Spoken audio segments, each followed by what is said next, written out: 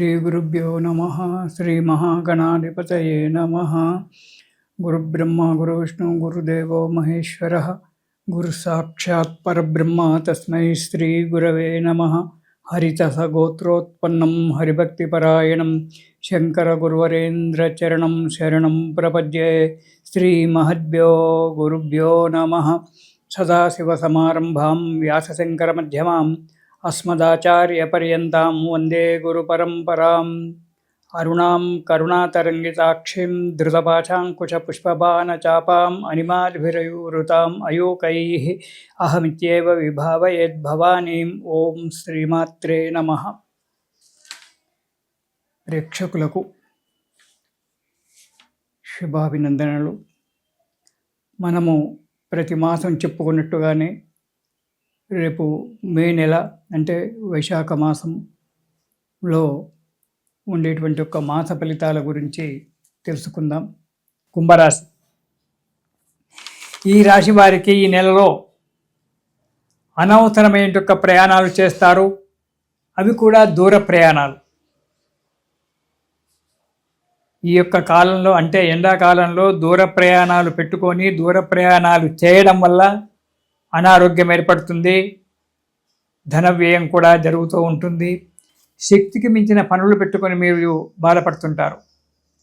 మీకు ఎంతవరకైతే వీలుందో అంతవరకే పనులు పెట్టుకోండి. శక్తికి మించిన పనులు పెట్టుకొని ఆ పనులు సమయానికి నెరవేర్చక ఇబ్బందుల పాలై 10 మంది చేత తిట్టుకోవడము, సంఘంలో కీర్తి ప్రతిష్టలు దెబ్బతినడం అనేటువంటిది జరుగుతూ ఉంటుంది. కాబట్టి జాగ్రత్త అవసరం. ఇక మిత్రుల యొక్క పెద్దల యొక్క సలహాల చేత వ్యాపారము ముందుకు అడుగేయడము చాలా మంచిది.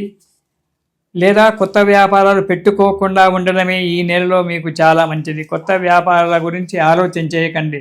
ఉన్న వ్యాపారాలు నడిపించుకోవడానికి ప్రయత్నం చేయండి.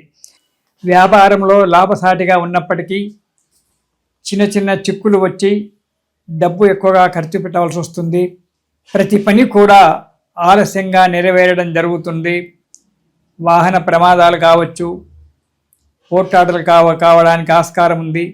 లేదా పోట్లాటల వలన దెబ్బలు తాకడం జరగడానికి ఆస్కారం ఉంది. లేదా మీరు ప్రయాణాలు చేస్తూ వెళ్ళి కింద పడి దెబ్బలు తాగించుకోవడం కానీ జరగడానికి ఆస్కారం ఉంది. కాబట్టి ప్రతి విషయంలో జాగ్రత్త. అయితే కొంచెం పెద్దల సలహాలు లేదా మిత్రుల సలహాలు తీసుకోవడం వల్ల మీకు అడుగు ముందుకు పడుతుంది. జాగ్రత్తగా ఉంటుంది. మంచి పనులు చేయడం ఉంటుంది. తర్వాత దుష్ట సహవాసము, దుష్ట అలవాట్లకు లొంగడం అనేటువంటి జరుగుతూ ఉంటుంది.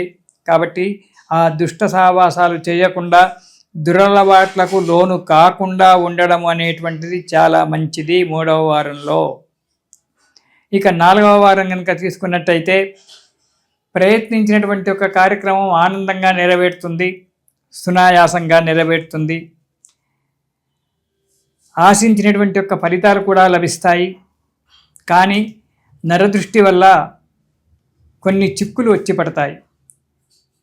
మానసికమైన ఒక ఆందోళనను పొందడం ఉంటుంది.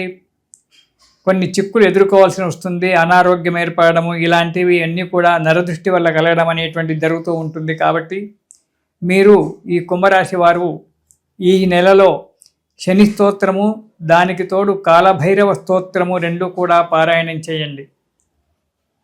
అది కనుక చేసినట్టయితే కాలభైరవ స్తోత్రం వల్ల ఈ నరదృష్టి, ఈ చిక్కులన్నీ కూడా వీడిపోయి మనస్సు సంతోషంగా ఆనందంగా ఉండడం అనేటువంటి జరుగుతూ ఉంటుంది.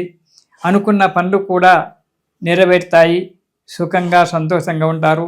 ప్రతిరోజు కూడా శని స్తోత్రంతో పాటు కాలభైరవ స్తోత్రాన్ని పారాయణం చేయండి.